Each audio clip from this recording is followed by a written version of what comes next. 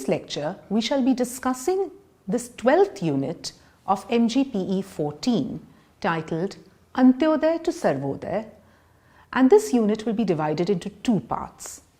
In the first part, we shall try and understand the meaning and objectives of Sarvodaya and its relevance to Gandhian thought. My name is Shubhangi Vaidya and I'm from the School of Interdisciplinary and Transdisciplinary Studies at IGNOU. Let's begin by talking about a very interesting book that profoundly influenced Gandhi and his notion of Sarvodaya. This is John Ruskin's famous book, Unto This Last, which was published as a series of essays in the year 1830 and which had a profound impact on Gandhi. The name of this book comes from Christianity, in fact from the parable of the vineyard in the New Testament, where Christ says, "Take that thine is and go thy way. I will give unto this last even as unto thee." John Ruskin was deeply concerned about the plight of the working class of his time, which suffered under the harsh conditions of the Industrial Revolution. The political economists of the time, like Adam Smith, David Ricardo, John Stuart Mill, and so on, held that economies were governed by the law of supply and demand and the law of self-interest, which could not be regulated by governments. The inevitable result of these economic laws was that a certain amount of the population was destined to always be poor. According to these economists, the role of governments was to create conditions that would favor the laws of self-interest and supply and demand. You are probably familiar with the term laissez-faire. So this laissez-faire capitalism was really the dominant idea and ideology of the times, which believed in the free market, which believed in competition, which believed that those who were the fittest would survive in the system. Ruskin found the ideas of these political economists morally unacceptable. He wrote a series of essays, which he later compiled into the book Unto This Last, in which he set out to define wealth and argued that it should only be attained under certain moral conditions, such as honesty and justice. So this unregulated rush for wealth at the cost of the weak, at the cost of those who were not able to compete, was something that was morally absolutely repugnant to Ruskin. Ruskin's ideas were highly controversial for the time, and his book had a very hostile reception, as his ideas went against the laissez-faire capitalism, and because he proposed a social and economic system based upon the equality and the dignity of all workers. Naturally, you would understand that this did not at all find favor with the capitalist class of the time. Gandhi was so much fascinated by Ruskin's work Unto This Last that he paraphrased it and later translated this paraphrase into Gujarati and named it Sarvodaya.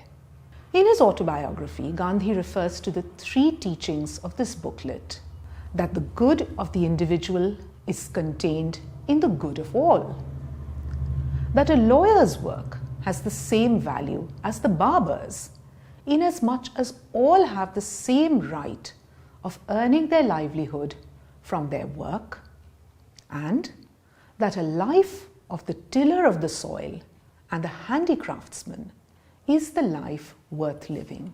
In our earlier lectures, while talking about Gandhi's ashrams, this idea of the importance of labor, of the importance of using one's hands, of bread labor, which was so fundamental to Gandhi, really got its resonance from Gandhi's fascination with Ruskin's book. The term Sarvodaya is now used as a generic term given to the general non-violent order which the Mahatma aimed at. And this philosophy propounded by him was taken up and refined later by Vinoba Bhave and Jayaprakash Narayan, who tried to translate it into action. And we shall see later how they tried to do so. Gandhi did not originally coin Sarvodaya. Even before him, the idea of Sarvodaya, the good of all, is found in the religious books like the Vedas, the Upanishads, the Ramayana, the Gita, the Quran, and many others. It was also preached by Indian and Western saints as well as philosophers. But Gandhi gave these age-old principles and ideals an extended meaning and application. What is the meaning, the literal meaning of the term Sarvodaya? It is Sanskrit in origin. Sarva means all and Udaya means rising. So Sarvodaya is the rising of all beings, including all living beings. In other words, Sarvodaya means the welfare of all. It is not something which only one person or group, because of their power or their dominant status, can gain or enjoy to the exclusion of others. It covers all sections of society, it covers all individuals. It implies the participation of all kinds of people, irrespective of class, caste, creed, religion, gender, and any other kind of division. It also stands for the total blossoming of all the faculties of a human being: the physical, the mental, the spiritual, the emotional. And it is an activity in which all may partake, and a full realization of the human soul may be achieved or attained. According to Vinoba Bhave, Gandhi's disciple, the term Sarvodaya commands a twofold meaning. The first is making all happy by removing suffering and poverty with the help of scientific knowledge. And secondly, establishing a world state full with divinity, kindness, and equality. Sarvodaya aims not at the rise of the few or the many, or for that matter the rise of the greatest number, as for instance utilitarian philosophy proposes. Utilitarianism stands for the greatest good of the greatest number. However, different from utilitarianism, Sarvodaya stands for the good of one and all, of the high and the low, of the strong and the weak, the intelligent as well as the dull. And as against the laissez-faire theory, which believes in the survival of the fittest, which believes that the weak cannot compete, Sarvodaya believes in the survival and the development of all, irrespective of human differences. Sarvodaya rejects all those theories which stand for the joy or for the contentment of a few. It advocates the welfare of all, as we have mentioned, irrespective of caste, class, color, race, region, or religion. And the philosophy of Sarvodaya makes the attempt of reorienting the human mind for reconstructing human society. All must progress together without the collision of interests. So the interests of the one group cannot be at the expense of the other. Everybody must come together in pursuing the common interests of humanity. Interpreting the purport of Sarvodaya, Dada Dharmadhikari said, Sarvodaya is a term with a wider connotation since it conceives of assimilation of all and not only of many or most. Sarvodaya is a philosophy which provides checks against the imperfections of the human mind and soul. Let's discuss a related concept to Sarvodaya, which is Antyodaya, or the uplift of the last. Vinoba Bhave, writing in the Harijan, expressed the view that proper rendering of unto this last would be Antyodaya rather than Sarvodaya. That is, the last, the very last person, the very weakest, the most marginalized person also would find a place in the scheme of things. Current theories and practices of growth, whether in the West or the East, bypass this very, very important question, and they assume that the benefits of development would in due time percolate down, to use Vinoba's very expressive term, to the last and the lowest. In fact, the entire developmental theories are based upon what is known as the trickle-down effect, the development which is initiated at the upper level will slowly and gradually percolate down to the last. However, in contrast to this view, Antyodaya preaches that the development should begin from the lowest and would, in due course, cover one and all.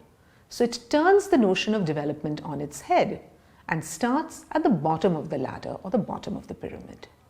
Let's look at some of the philosophical foundations of Sarvodaya. As you know, Gandhi's dominant concern was with the realization of God as all-pervasive truth. So Gandhi believed in the idea of God and believed that this idea of God was basically the idea of truth. And his entire political, economic and social endeavors and programs were oriented towards the development of moral consciousness. And this was to be attained through the service of the weakest of the weak. The term that is used is Daridra Narayan. In the sense, the person who is Daridra or very poor, in him or her we find God or Narayan. The belief in the all-governing majesty of the spirit imparts to human beings certain compassionate and ethical incentives to share in the pain and anguish of all creatures, because all are the manifestations of the same supreme truth. So human beings have the capacity to feel the pain of others, to feel the grief of others, to empathize with others. And only if this spirit of empathy or if this capacity for empathy is nurtured, is allowed to develop and grow to its fullest potential, can humanity achieve the kind of peace and the kind of progress that Gandhi envisaged for it. Gandhi had sincere, unquestioning and deep faith in the divine, as we mentioned earlier, and he wanted to realize this idea of God through selfless, dedicated, social and political service. The movement of Sarvodaya is an attempt at the reinforcement of ethical values. In modern times, however, we see the worship of worldly success measured in terms of achievement, efficiency, earning, bank balance, etc., and the race for success and power and strength, which results in the rejection of the importance of the human spirit. We have repeatedly in previous lectures also spoken about how materialism and the quest for material gains, material pleasures, is in a sense crushing the idea of the human spirit. But as we know, external success is temporary, having only superficial glamour. The continuing vitality of civilizations and cultures is built, according to Gandhi, by the human spirit, and this aims to realize a noble and decent existence for all. So societies which are only built on material gain and greed, they are not civilizationally rich, they are not civilizationally contributing an idea of humanity which transcends mere material. The mad lust for power that we see, the importance given to competition, to manipulation and self-assertion, and the corruption of institutions that we see all around us, this can be removed only when moral and spiritual values are reasserted, and these values are incorporated in social, political and economic life. Sarvodaya has often been compared to socialism, because the idea of socialism, which also believes in equality, which believes in all individuals having the same rights and entitlements, this is very close to the notion of Sarvodaya. So let's talk about this a little bit more. In socialism, we see that the stress is on devising a socio-economic structure which eliminates competition and private appropriation, or rather individuals or private individuals appropriating or dominating the wealth of society. In the theory of Sarvodaya, there is no negation of political and economic satisfactions and requirements. It does not negate the importance of material commodities. However, Sarvodaya refuses to regard material commodities as the dominant goal of all human endeavors. Sarvodaya would like to use the external goods for the satisfaction of the human spirit and regard them as means and not as ends in themselves. But there is in Sarvodaya an all-dominating moral and spiritual approach. Economic amenities, economic goods have to be oriented to serve the needs of the human spirit. It is, however, not just a theory of ethical justice. It also aims, like socialism, for distributive, social, and economic justice. In its belief that all forms of wealth belong not to the individual but to society, we see that Sarvodaya displays a radical and even a potentially revolutionary character. It is a unique reaction against the barriers of a Hindu social system in which functional cooperation and ritual separation go side by side. So the entire apparatus of the caste system, we see the interdependence of various jatis. However, there is a ritual separation in terms of pollution and purity, in which certain castes or certain jatis are seen as ritually superior and some as ritually inferior. This ritual purity of the so-called upper castes depends upon specific relations with the so-called lower castes, who are thereby rendered impure. Gandhi tried to break this cycle through his own practice of seva or service. Cleaning toilets, for example, which is something that he insisted on everyone in his ashrams doing. Removing one's own night soil, which is an activity that was earlier relegated to a certain group of people who were then considered as untouchables or unclean. This was for him not a symbolic gesture, but rather an essential part of his own struggle for self-realization. So service unto this last and true self-realization are interdependent. And this self-realization through service poses a profound challenge to the hierarchical social order which we see around us. To quote Gandhi, what he said in Young India, I quote, "I am a humble seeker after truth. I am impatient to realize myself, to attain moksha in this very existence. My national service is part of my training for freeing my soul from the bondage of flesh. Thus considered, my service may be regarded as purely selfish. For me, the road to salvation lies through incessant toil in the service of my country. I want to identify myself with everything that lives. So my patriotism, for me, is a stage in my journey to the land of eternal freedom and peace." Unquote. He also said, and I quote, "The immediate service of all human beings becomes a necessary part of the endeavor, simply because the only way to find God is to see Him in His creation and be one with it. This can only be done by service of all, and this cannot be done except through one's country. I am a part and parcel of the whole, and I cannot find Him apart from the rest of humanity. My countrymen are my nearest neighbors. They have become so helpless, resourceless, and inert that I must concentrate on serving them. If I could persuade myself that I should find Him in a Himalayan cave, I would proceed there immediately. But I know that I cannot find Him apart from humanity." Unquote.